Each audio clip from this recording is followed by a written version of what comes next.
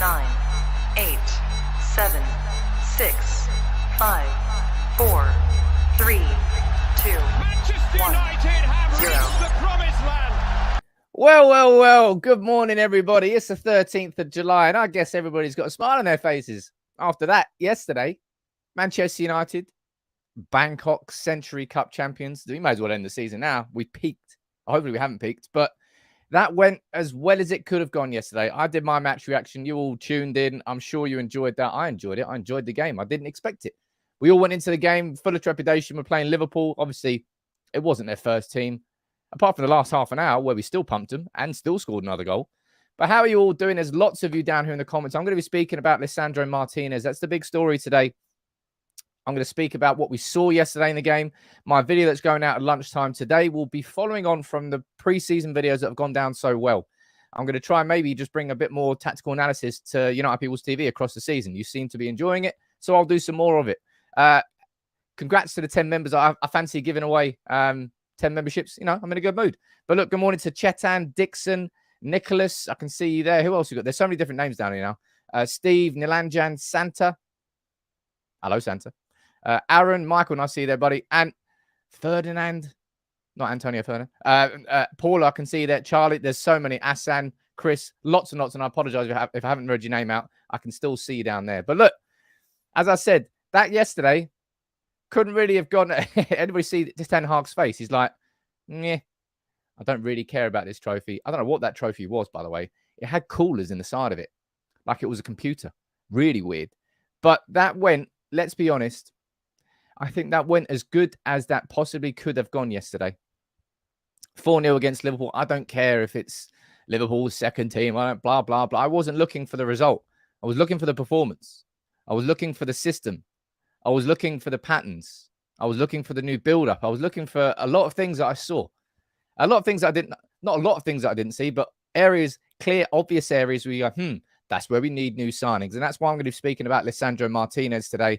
And of course, look, if you're looking, the trophy's a model of the stadium. It is a model of the stadium. It was like a big old Lego thing. I don't know what it was. A bit weird. Not the sexiest stadium I've ever seen. Not the sexiest trophy I've ever seen in my life. Stadium, fine. Geez, 30 degrees, humid. You ever been to Thailand? I've been to Thailand twice. You walk outside with no air condition and you just sweat. It's just immediate sweat.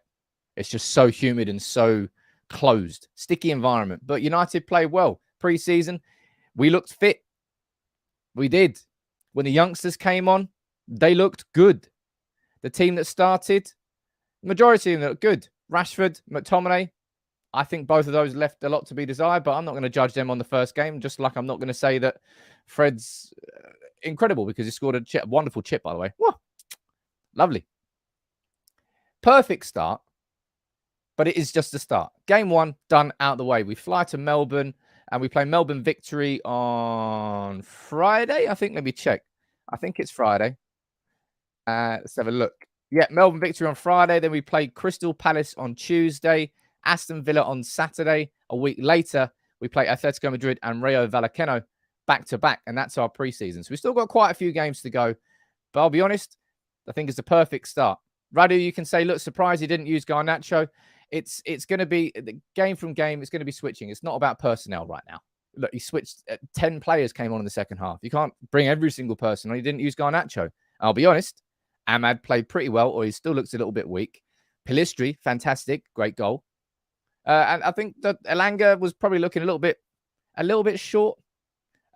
T, of course, you're going to be representing United People's TV in Perth. But look. I'm not finished talking about that game yet. I'm going to speak about that in depth a little bit after I get through the transfers, because the morning show is all about the transfer news and all that latest news. And I'm going to run through the latest on Lisandro Martinez, which is the story right now. Of course, you can talk all day long about De Jong. You can talk all day long about Martinez. Ultimately, they're the two signings that Erik Ten Hag wants. Dean, you're saying, look, super happy, looking forward to the season, man. You're not the only one. But let's talk about Martinez. Right. Rewind to last week. I did the video on Friday. Said, look, 50 million. Man United are going in. Ajax are expected to make a decision. And Ajax made a decision. And I'll be completely honest. It surprised me. It surprised you. I think it probably surprised Manchester United as well, because Ajax decided to up the money. Instead of accepting the 50 million they asked for Martinez, like I explained yesterday, they wanted more. And the latest from Mike Vavage this morning is this. It says that Ajax are counting on the departure of Lisandro Martinez. United's latest offer, which was the offer that went in last week, 45 plus 5 in bonuses, is nearing the minimum price they want. They want 55 million guaranteed. Honestly, man, Ajax are a bit cheeky here. That's just what they're being. They're just being cheeky. They expected a bidding war. They didn't get the bidding war, but yet they still want that. Ultimately, they'll probably get it. I don't think they'll get 55 million guaranteed. I think what Manchester United will do will simply up that offer by 5 million. So instead of 45 plus 5 in bonuses, it will be 50 plus 5 in maybe slightly more difficult to attain bonuses instead of easy bonuses. And I think a deal will be done because, as Mike Vavage explains, they are counting on him leaving now. This is his article on The Telegraph, and he says, look, Ajax is now counting on the departure of Martinez. And they're going to get someone in who previously they judged not to be good enough, which made me laugh. But Martinez, I'm pretty confident about it all. If you want to go to what Fabrizio Romano said this morning, he said this. He said Manchester United will be meeting Ajax on Wednesday, today, to discuss this Martinez deal. Negotiations now in the key stages. The last proposal was turned down, but with Martinez pushing for a move to Manchester United and with Ajax needing to sell now because they've put themselves in a situation, this deal will get done. Now, you can lose your shit if you want over the fact that Manchester United might end up paying 5 million more for Martinez than we actually originally wanted. Is that overpriced? Yes, it is overpriced. Do I really care? No, I don't. As long as it doesn't affect a knock-on effect on what else we can do in this transfer market, which it may or may not do. But you can let me know what you think about that in the comments below. I'll go and read a couple of your comments out, and then I'll see what you're thinking about Martinez. Joji, what are you saying, sir? I heard that Tuanzebe didn't board the plane to Australia, but is returning to Manchester. Further rumors that Tuanzebe will go to Ajax in part exchange for Martinez. Have you heard anything? I haven't heard anything like that. Who did I see him getting linked to this morning? I can't believe that. I don't know. I can't remember who it was. But Tuanzebe, I've sort of made my opinion on him clear. I think if he was going to break through at Manchester United, I think the injuries ruined it for him, unfortunately. Chris, you're saying Ajax decided they agreed the price. News is coming tonight or tomorrow. I would absolutely expect Manchester United to get this deal agreed. I see no... Jesus Christ, I said this last week. I see no reason why this deal isn't done in the next 48, 72 hours.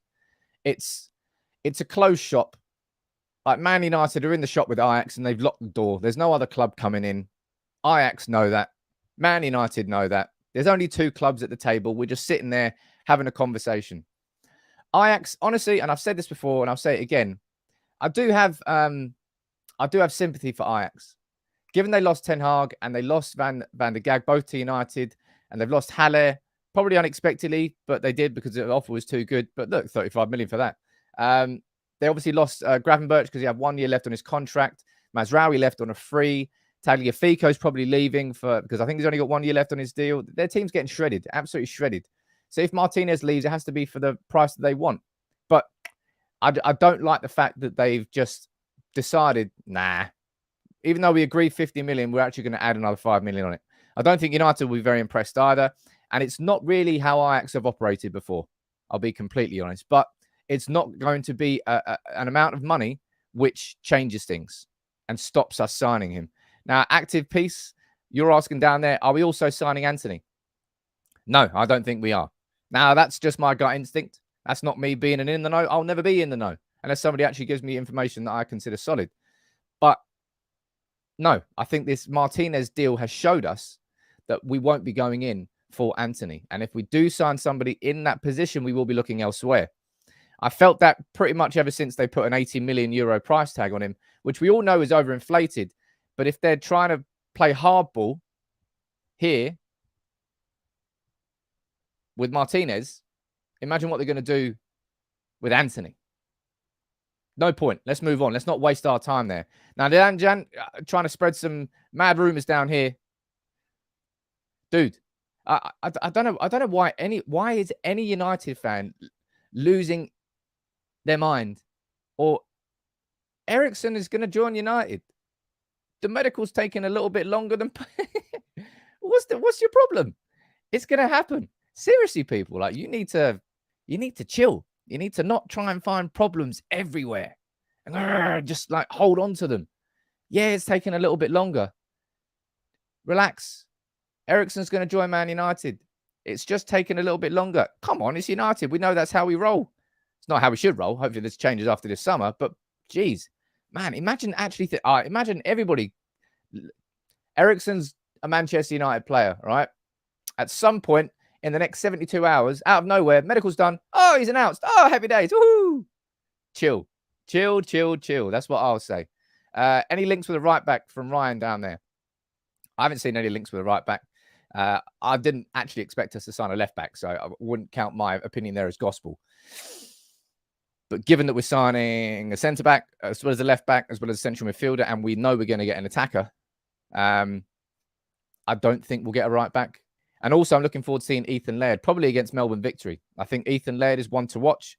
Wan-Bissaka, when he came on yesterday, was a bit Wan-Bissaka. Yeah, let's be honest. If I'm looking at players yesterday whose performances I weren't exactly blown away by, I would probably say Rashford. I would probably say McTominay. And I would probably say Wan-Bissaka as the three that come to mind. But I'm not focusing on the negatives. I'm focusing on the positives because it's day one of preseason. It's match one of not day one of preseason, but it's match one of preseason. And no doubt we'll see more. And I can't wait for the game against Melbourne Victory now. Also, Nani has just joined them. So that'll be fun to see Nani play against us. Akin, you're saying Tariq Lamptey would be a great addition. He would be, but we're not spending. He's not spending 30 mil. Steve, I wouldn't go as far. Actually, look, Donny van de Beek was massively underwhelming as well. I will admit that. Right? Donny van de Beek has got so much to prove. He's got so much to prove in quite a short space of time because we've now signed Christian Eriksen. Erik ten Hag will have an affection and an emotion attached to Van der Beek. So he'll want to give him his opportunities, but he will not let Manchester United's football be damaged by simply giving Van der Beek opportunity after opportunity after opportunity. He has to take them. Yeah, Cornish made you right there. Will Fish is flying out to Melbourne.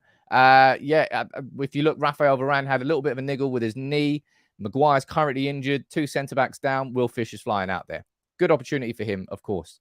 Shanuk, you're saying, Sam, really appreciate your content. Cheers, buddy. Unbiased, fat base, and no agendas on United. Positive signs, but need even more dominance over teams. Ten Hag can do it, and hopefully we get Frankie de Jong and Lisandro done soon. And I think what we saw yesterday, we saw it completely. And my video going out at lunchtime today, because these preseason videos have gone down so well, I feel like it's going to become part of United People's TV going forward. So I'm going to take a look at yesterday's game and analyze it and say, look, this is the Ten Hag system. We've seen the foundations of it. We've talked about it a ton. We've talked about it in preseason. What did we actually see in the game? I'm going to run through that because I think we saw quite a lot of the foundations. Vincent, you're saying, hi from Holland. Nobody realized that the Ajax transfer team is inexperienced and chaotic since Overmars left. Their other deals are also chaotic. An excellent comment there from Vincent. Of course, that dream team that Ajax had with Overmars, Van der Sar, and with Erik ten Hag, that's gone. Overmars gone. We all know for the reasons there. Ten Hag's gone. Well, is it United? I don't know who they brought into it. Is it Huntelaar? I don't know whether Huntelaar is directly involved. Yeah, it doesn't reflect well, as I say. It does not reflect well on Ajax, this random little 5 million they've added onto it. United will, I think, give them it, but on our own terms, which kind of sounds a bit weird because you're giving extra money. It's technically not on your terms. But I think it will be 50 million guaranteed with 5 million in semi-attainable bonuses. Won't be like upfront and easy bonuses. But I would say don't lose any sleep over Martinez. I think this deal is going to go through. We will sign him. And I tell you what, we saw yesterday why we need Lisandro Martinez. I could do a whole video on it if you want me to. But if I'm looking at the foundations and successes of what I saw yesterday, one fundamental issue that Manchester United have, and we saw and we still will have, is bringing the ball out from defence through the middle. I think yesterday what we saw quite well was the ball going to Shaw down to Rashford. That was quite well. Shaw to Sancho, sometimes. Playing it down the wings was working quite well. Playing it the whole way through the middle didn't work as well. It worked slightly better than it has done previously last season, but still, you need that centre-back to bring it out from the back. You need that De Jong. You basically need Martinez and De Jong. Martinez and De Jong in that team, and it goes, poof. the light bulb goes off. It all falls in place. There's enough attacking quality in that starting 11 and talent that Ten Hag can coach them into being what he needs. I think we still need a striker, or we still need an attacker in this window. Otherwise, we're going to get left short with injuries and the amount of games we're playing. But Martinez, and of course, remember that Martinez does play central defensive midfielder. So when you're talking about one big weakness I saw yesterday was Manchester United, when we were pressing brilliantly and Liverpool played through the press, we were like, oh, shit, mate, there's a huge hole in midfield. Absolutely huge hole in midfield.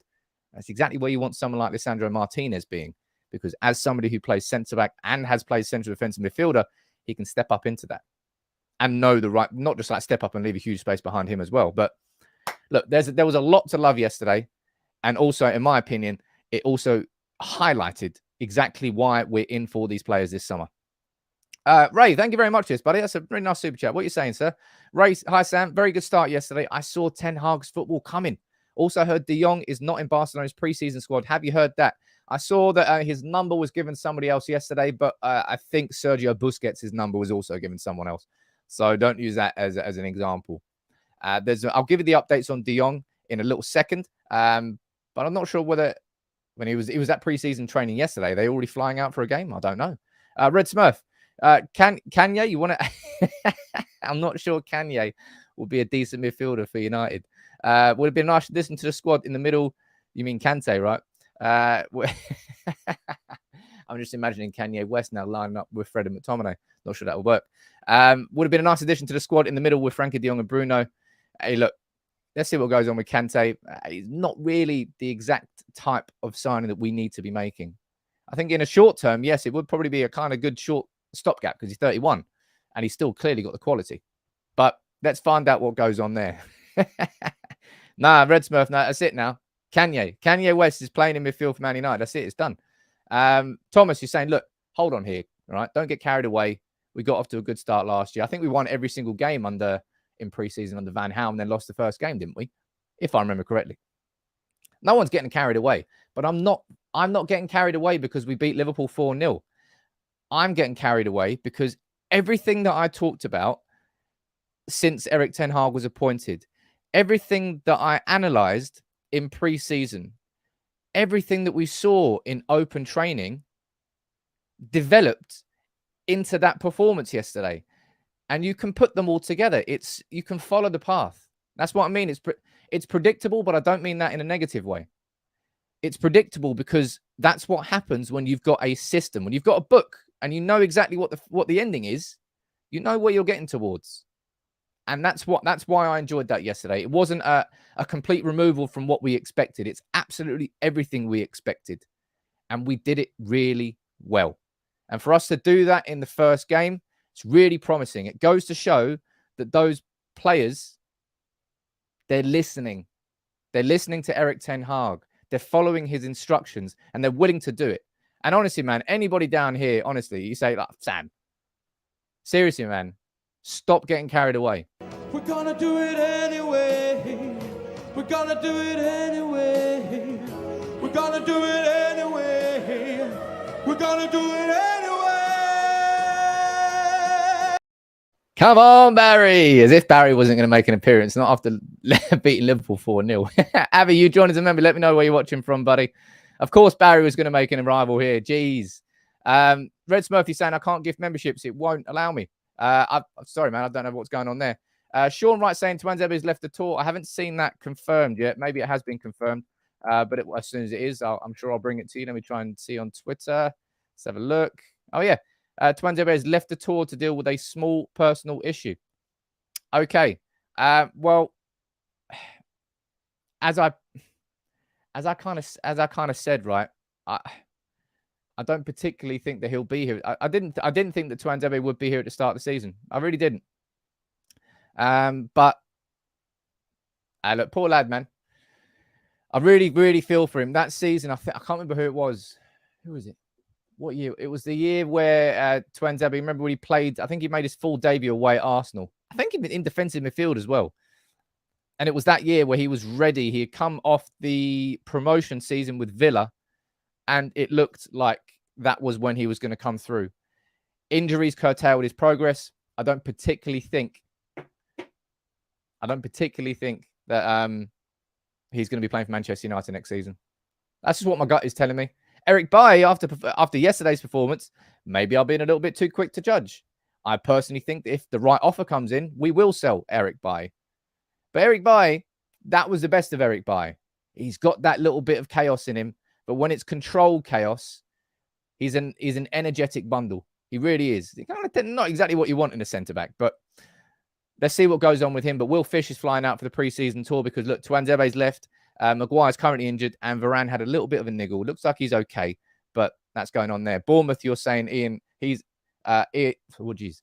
is saying Bournemouth are interested in Tuanzebe. And that would be a good move for him. That would be a good move.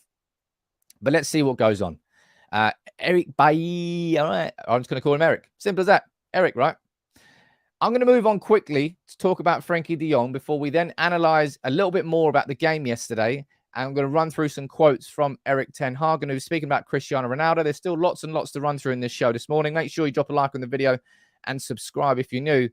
This community is getting bigger and better, man, and it's great. And I'm going to sort of have a pledge, different word. I'm going to try and promise here to keep the integrity of the channel as it continues to scale. I don't want to lose that as it gets bigger, and it will stay just as good as it is no matter what the size of it. That's something that I'm going to promise, right? But focusing here on Frenkie de Jong, right? Something happened yesterday, which I think will probably start a bit of a domino effect.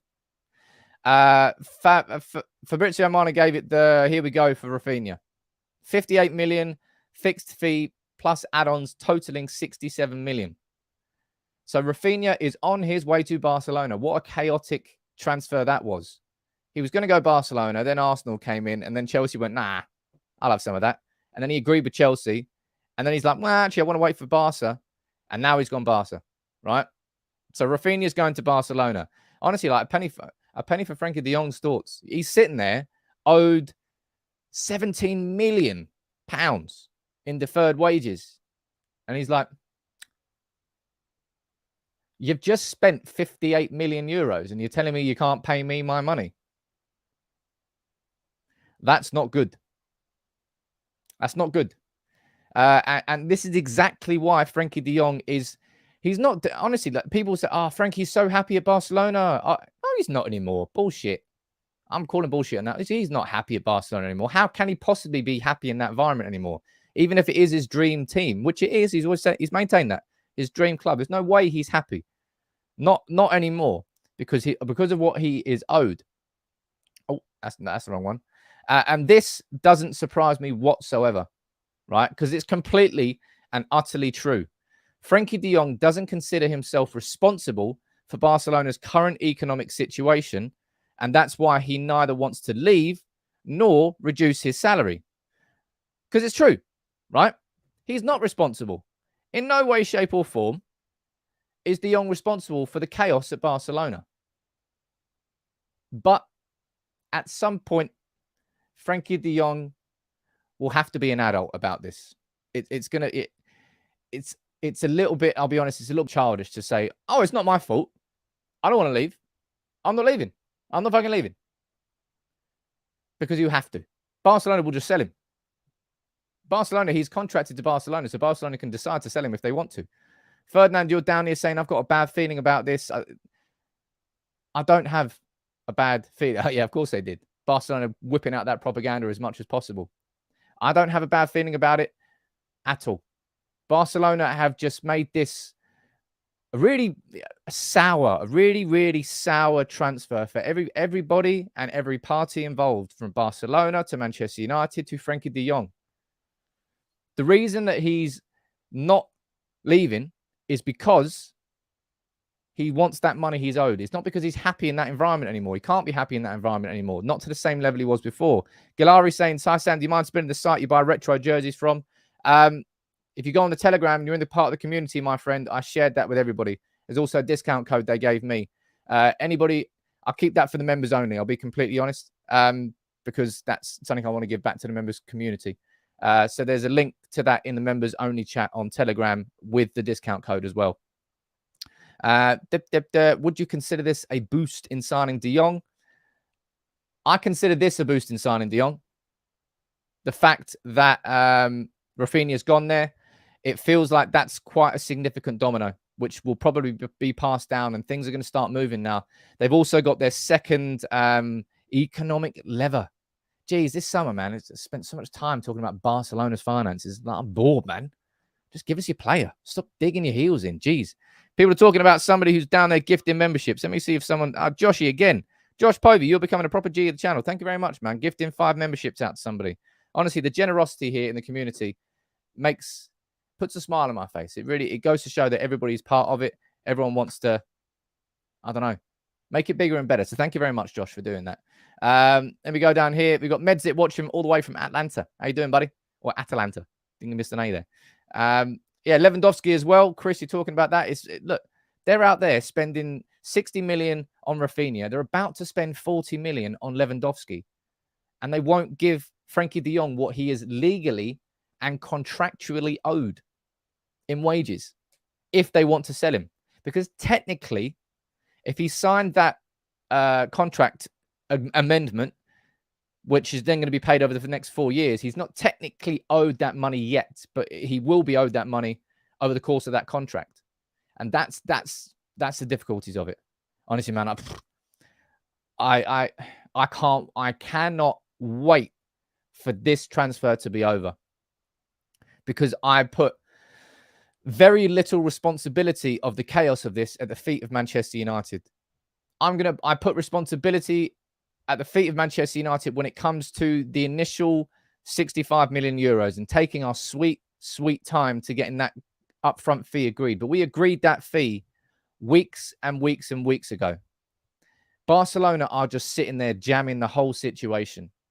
And now that we found out about the contract, we found out about the deferred wages, we now completely understand how and why they've been jamming it. And I don't think I don't know when this solution will happen. Manchester United were in Barcelona this week. Arnold was there and Murto. As I said, like in any industry, no matter what your job is, if your CEO gets on a plane and flies with you, then it's important. It's not just a conversation about whether Frankie de Jong is for sale or not. It's getting down to the nitty-gritties. Red Smurf, thank you, buddy. What are you saying here, sir? Here's to a good start. Oh, that's a nice comment. Here's a good start to the preseason. Hopefully, an improvement in form. Let's see what happens against Melbourne. It will be game by game by game, step by step by step, repeating the exact same performance. And the one thing I really loved about yesterday, right, was the fact that we changed 10 players at half-time, and I don't particularly think our levels dropped. I think the quality dropped a little bit going forward. Understandable. You're taking off Rashford, Sancho, Bruno, and Martial, and you're putting on Pellistri, Elanga, and Ahmad with Donny van de Beek. Of course, the standards are going to drop a little bit because the quality has dropped a little bit, but the actual structure didn't change that much. The system didn't change that much. The pressing didn't change that much. That's something that I found really, really important, because that is very important that Manchester United do that next season. It's not just about how good our starting 11 is. It's about making sure that every single player who comes through does the exact same. What I liked most was how Ten Hag kept things in perspective. He didn't get carried away. Specifies that there were many errors. And Joe, I'm going to run through that in a little bit. Actually, no, sorry. Let's do it right now. I was going to run through that in a little bit. One thing I will say quickly before we move on to that, this photo here, if there were, I don't know, if there was a player you were, I suppose, expecting or hoping to play well yesterday out of those four, you'd be looking at Donny van de Beek. But that lad there, Zidane Iqbal, looked like an absolute baller, right? He looked like a baller. Fantastic performance from Zidane Iqbal. There was one particular moment, and it was when Liverpool had their full 11 on, when he received the ball, nobody in front of him, turned back to face his own goal, thinking, Jesus, that's a bad idea. But then turned, zipped, went straight through, made a 25-yard dash right through the middle, and had his ball, I think it was through to Pellistri on the left-hand side. Was it Elanga? Blocked. Nearly got that through ball perfectly. He looked really, really good, as did Charlie Savage. Both of them outplayed Scott McTominay in those central midfield positions. Very, very good. Pellistri, he impressed in pre-season last year. He's started off by impressing with a goal this year. I think Pellistri, keep him in the squad. He's broken through into the Uruguayan senior national team already. I'm looking forward to him. Ahmad, I still think physically doesn't look like he has what it takes to compete and shot. Like, I think Alex Oxlade-Chamberlain knocked him off the ball. And Alex Oxlade-Chamberlain, I mean, he might have a good centre of gravity, but it's fucking Chamberlain. I'll be in Melbourne. Oh, nice, man. Enjoy yourself in Melbourne. But yeah, man, those lads yesterday, they really impressed me. Bai did play well. I've already mentioned him. Don't worry about that. Mantas, you join as a member. Let me know where you're watching from, fella. I'll try and give you a shout out. Steve, you're saying Erik Ten Hag showing up. Ralph, you said we needed 10 new players because he was out of his depth. If we're looking at how many players we do need, we've got one in a left back. We need, I would argue, 2 central midfielders. That's 3. We need a new centre back. That's 4. We need a new attacker. That's 5. Ragnick was probably going a bit OTT when he was saying 10. I don't think anybody felt like he was meaning 10 in one window. I think he was meaning 10 overall. That's the way I took that anyway. I've already said quite a lot about Bai. I think I've mentioned him 3 times now. Sometimes people don't listen. Yeah, Alex Telles, actually. I was talking about players that didn't impress me yesterday. I'd be fine if Alex Telles was sold. I really, really would. He's not first choice left back. He's not second choice left back. He's third choice left back. I'm selling, man. Absolutely selling. Andrew, I'm not in Australia. I'm not out. Look, fair play to, United View, some United Stand, Stretford Paddock. All these channels, I would love nothing more than to be on this pre-season tour. But all the other channels, United View, Stretford Paddock, United Stand, there's tons of people involved in them. Tons of them. This is quite literally just me. And if I leave, it all leaves with me. I haven't built it up to the structure yet where I can do that. Maybe I'll be working towards it for next year, that maybe I can go out and something can still happen behind the scenes. But that's why I'm not out there this year, because I feel it's important that I represent myself here. That's why I'm here. Sean, nice to see you there, buddy. But look, I want to run through a couple of quotes from Erik Ten Hag because I've really, really enjoyed these. This is what he said after the game. He said, we did the press, a few mistakes in pressing. We created some chances, but we also created a lot. I think our team played bravely, played proactively. We have to work really hard to get out of the mistakes, but of course, we are happy with the first game. Fair play. I think that's the perfect analysis of it. We did create a lot. We were very proactive, but there were mistakes. And I think if that was Liverpool's starting 11 in that first half, there was 2, 3, maybe 4 opportunities that were created through over-pressing and over-excitement, creating huge gaps behind. They would have exposed that. Better players would have exposed that and created better chances.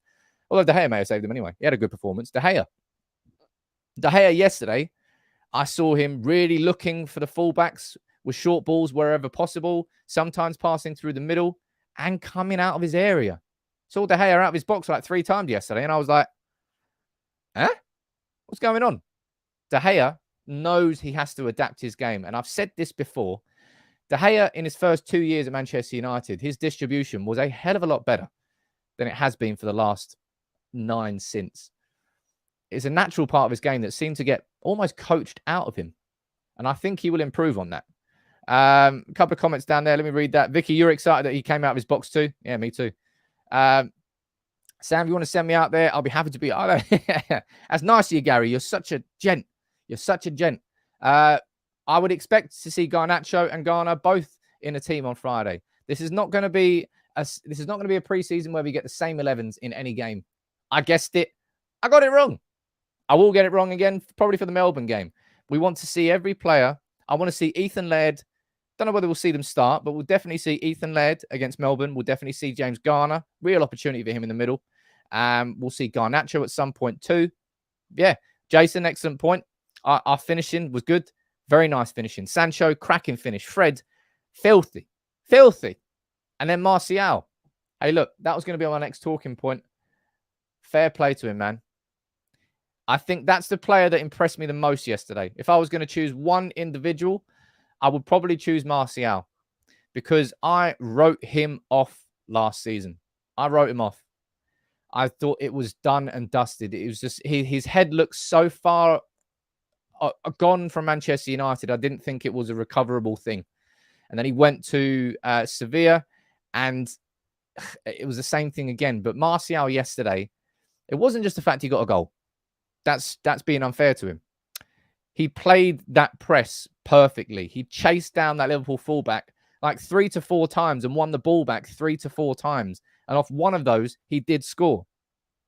Right, let's see what's going on. Right. Fabrizio Romano is tweeting about Frankie De Jong. Breaking news. So let me get this up for you here quickly. Sorry, Martial. I was about to wax lyrical about you, but he's now tweeting about this. Oh, there you go. Right. Here comes the updates. Maybe you're all right. Maybe you're all right. Let's find out. Frankie De Jong's zoom in, please. Frankie De Jong's agents Ali Dursun and Hassan Setinkaya have informed Barcelona that Frankie has no intention to leave. Also, that Frankie and his agents are not accepting any salary reduction or talks related to that. Man United are also informed, and the deal is now stalling. Well, who could possibly have seen the deal stalling? This is kind of, that's not really anything new. And I think that's kind of pissed off a lot of people about Fabrizio Romano this summer. He does a lot of tweets like this. He does a lot of not really an update tweet. This has always been the case. There's not been any leak from Frankie De Jong's side of the story that he wants to leave. It's always been that he's happy at Barcelona because that's the best position for them to possibly be in. They're not accepting any pay cut. And simply put, Frankie De Jong is not going to be a Barcelona player next year on the wages he is currently on. He will be sold. Barcelona will not keep him on the current deal that they have. It's not happening. So the fact here that his agents and De Jong are just they're doing the exact same thing. That's not really an update, in my opinion, anyway. I don't think that's anything new, right? Charlie, you're going down there saying this has to be the worst transfer in history. No, it's Barcelona. It's just absolute dicks. Absolute. I told you, like, this is the perfect example of nice guy finishing last. Barcelona were in dire straits. De Jong helped his dream club, and his dream club has taken advantage of that massively. I'll be honest. I could have done without bringing that up, actually. That's nothing new. That's not stalling. In fact, I'm just going to close that. Sorry, Fabrizio. You getting ousted. I'm going to go back to a Martial conversation. That's more interesting. De Jong doesn't want to leave. De Jong's not lowering his wages. So Barca will sell him. It will happen. There's no way he stays at Barcelona, not on the wages he's on. But look, let's go back to Martial. Pat B, you're saying, look, really impressed with the tactical development from the team from where we were to where we are. Yeah, you're absolutely spot on there, my friend. And I think Martial was the best example, probably the best example of that individually. There was a lot to like in the whole in the whole team. Wipe that egg off you. No, there's no egg on my face just yet. There's no egg on my face just yet. But look, Barcelona, man, what a fall from grace. Jeez, I know Man United have been in the pits, but what they're doing now, they're souring their own image. It's weird, really, really weird. But yeah, Anthony Martial, I said it there. I said I've written him off last season. I've completely written him off, and I'll happily do an apology video for Anthony Martial if he ends up staying. I think this Ronaldo situation, had that not existed, now, I'll be honest, I don't think we would have sold Martial this year anyway. I think we probably would have kept him for one more season simply because we're kind of short in that position anyway. Not really in personnel because we've got Ahmad, we've got Pellistri, we've got Elanga. But in terms of experience and ready to sort of annihilate that position, Martial, fair play. Richie, that is a very, very odd comment down here. Shocking. How can... You watched that performance yesterday and thought Shaw was shocking. So you thought Shaw was shocking, quote unquote shocking, in the build up to the goal for Sancho. His 1-2 is great movement. Shaw played okay yesterday. I wouldn't say Shaw was incredible, but to say Shaw was shocking, nah, man, that is a very, very poor take. Mark, you're saying we need to create another option for leverage. Make some serious inquiries about Neves or Tielemans and watch the transfer move. Hey, maybe they're doing that behind the scenes, but I've told you there is no alternative for Frankie De Jong. And Barcelona know that. So they know full well that if we do that, that we're just flexing. So kind of, I'm not sure whether that will make too much of a difference. A few of you asking about Eriksen in the comments. I mentioned that earlier. Like, seriously, chill on Eriksen. Eriksen will happen. Shaw was poor, did very little. Sancho created the goal. Jeez, man, what are people expecting? I'm down. Trust me, I'll criticize players when they deserve to be criticized. Shaw was absolutely fine yesterday. Wasn't mind-blowing, but probably out of the fullbacks. Tyrell Malacia, what did you think about Tyrell's debut? Haven't mentioned him yet. I thought we saw exactly what we've got in Tyrell. Somebody who's going to be full of energy, an absolute engine, but somebody who might come across a little bit over-enthusiastic sometimes. I think he had to recover 2 or 3 times because he lost the ball. Well, not lost the ball, but he lost his positioning. But he's such an athlete that he just like zoomed straight back into it. His recovery was fantastic. And that's a really, really important part of being a modern-day fullback because you have to take risks. As a modern-day fullback, you have to take risks. Warren, you're saying it's a power play, in my opinion, forcing Barca to pay his wages, or he may have to set out the season unregistered. I don't know what's going on with this De Jong situation. I really, really don't. Manchester United, we've done everything we can do. Arnold has gone out there this week. We've spoken to Barcelona directly, face to face. Our CEO has flown there to meet them, to chat with them, to get this sorted. There's nothing else we can do. It's Barcelona. It's like, sort your shit out. Get your house in order and start acting like a football club. You idiots. That's the situation. He looked promising down here. Yeah, I think he did. I think he definitely will need a bit of time. Of course, he absolutely will need a bit of time. But I think he looked pretty decent, and I was quite happy with his performance.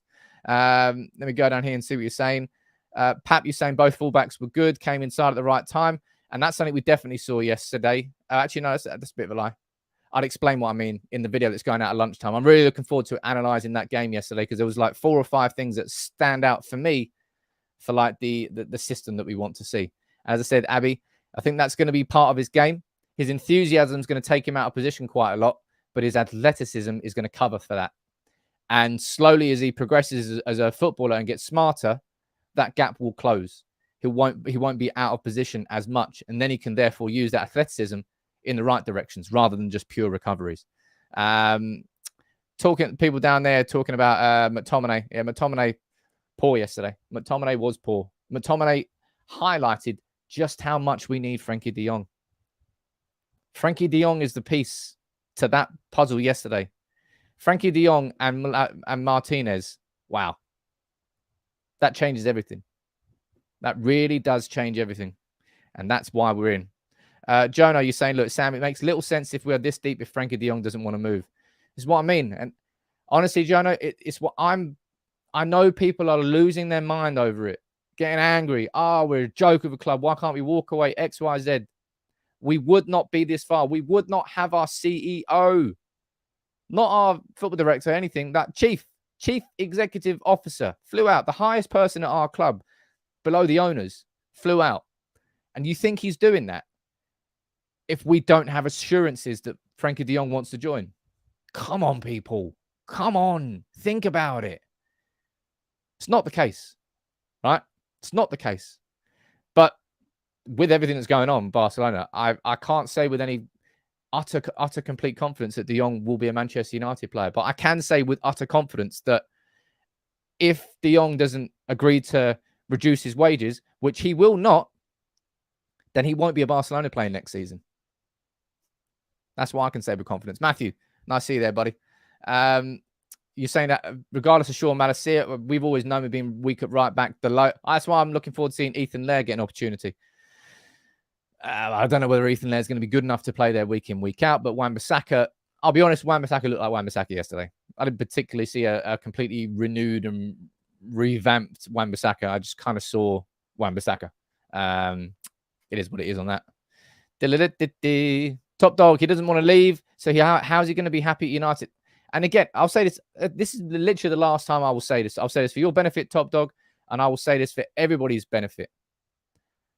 Frankie De Jong being happy at Barcelona and not wanting to leave does not mean that he wouldn't be happy at Manchester United.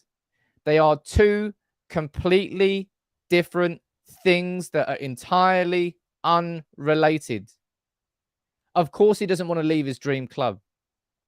But it doesn't mean that he would come to Manchester United with a sour face. He'd be unhappy. He'd start putting Barcelona pictures on his walls at home, start playing the Barcelona anthem and crying himself to sleep every night because he's playing for Man United. Woe is me. It's not the case. They are two separate situations. And just as I said, he will be happy at Manchester United. Simple as that. Barca may say that they'll simply sell Frankie De Jong, but who is going to match his wages? It's the same reason we can't move players on. They get paid too much. It's not really that he gets... I mean, 14 million is a pretty damn decent wage, but it's kind of a relative wage for a player of his quality. It's the wages that he's owed. That's the thing. But look, my God. I can't wait for this De Jong situation to be done because then we can focus on the good shit. I'll tell you what, from yesterday, there is a lot of good shit to focus on. Let's talk about Zidane, but I could start waxing lyrical about individuals I saw yesterday, and I will wax lyrical about overall patterns and systems and build-up play that I saw yesterday. And I'll do that every single game as we get better and better and better at it. I'm going to read a couple of your comments out here to finish the show. Make sure you drop a like on the video if you're here. If you're new, welcome to United People's TV. I try to make it as interactive and engaging as possible. And I do try to temper emotions where possible. Try not to get too high. Try not to get too low. Try and stay sort of level ground. It's a safer place to be, certainly in the transfer window, because if you get caught up in it, it will drag you under. Speedy with the best comment of the day so far. Champions of Europe, we're champions of Bangkok. That's the one that everyone wants. There's only one team that's ever won it, I think. Andy, do you think Barca are spending the De Jong money with this Rafinha deal? It's not De Jong money they're spending. It's the money from 6th Street where they're selling off their TV revenues. But they're spending big. They still need to balance their books. How do they do that? I've got no idea. The podcast, thank you very much, buddy. Warren Davies saying I missed a super chat. Oh, God. Honestly, there it is. Sorry, man. I saw a better structured approach in the first half. That build-up play, Bruno's pass, especially for the low shot. Bruno played smarter yesterday. I said that in my match reaction. He played much smarter. Passes at the right time, holding back at different times. And that's what Bruno's got to do. Bruno's incredible. He just has to increase his IQ and improve the decision-making of when to go for the Hollywood, when to go for the risk, or when to keep it simple. And if he can get that to his game, great. Some people talking about Darwin Núñez. I'm not going to talk about signings of other teams. But he looked like Andy Carroll yesterday, didn't he? Isaac coming here with numbers saying, constructed deal would pay 40 up front and 17... That's not going to happen, is it? But what? But you think Barcelona are going to accept that? Come on, man. Let's not be silly. There was a comment there. Sam, do you say you had a video coming out it today? Yep, Charlie, that's coming out at lunchtime today. My video that I'm going to be working on straight after this is I'm going to analyze the game yesterday. Pick out the 4, 5, 6 parts of the Ten Hag's new Man United system that we've seen in place. I've talked about so much in the build-up to Ten Hag coming in. I've talked about so much through the preseason. All of that culminated in quite a few things that we saw yesterday. And the early signs, they're good. They're positive. I'm excited and so are you. But look, I'll wrap this one up for today. Frankie De Jong. That's to sum up the transfer situation. That's all it is. It's just a joke. Barcelona are embarrassing themselves. Ajax with Lautaro. I keep saying Lautaro Martinez. With Lisandro Martinez, I'm not worried about this. I think this is just Manchester United getting squeezed for a little bit more. We will get it done. Somewhere between 2 and 5 million euros more we'll pay. And I imagine that deal should be agreed within the next 72 hours. I see no reason why it shouldn't be. It was last Friday where we put in the 50 million bid that we thought they would accept. And then they went, hold on. Nah, we want an extra 5 million. Bad form by Ajax. But as was explained by an Ajax fan earlier, it's not just Erik Ten Hag who left. Mark Overmars left, and that club is sort of in disarray behind the scenes. And it's not just with this Martinez deal. It's a lot of things that have happened this summer. I'll cover everything else tomorrow morning's 9:30 show. Today at lunchtime, make sure you check out my video on the new system from Ten Hag. Big up to the whole community. Drop a like on the video. Thank you for everybody who sent in super chats. For Josh, for sending in some gifted memberships for everyone. And I'll see you soon. And hopefully I'll see De Jong soon, but this one could drag. I mean, it has dragged, but it could drag for a little bit longer.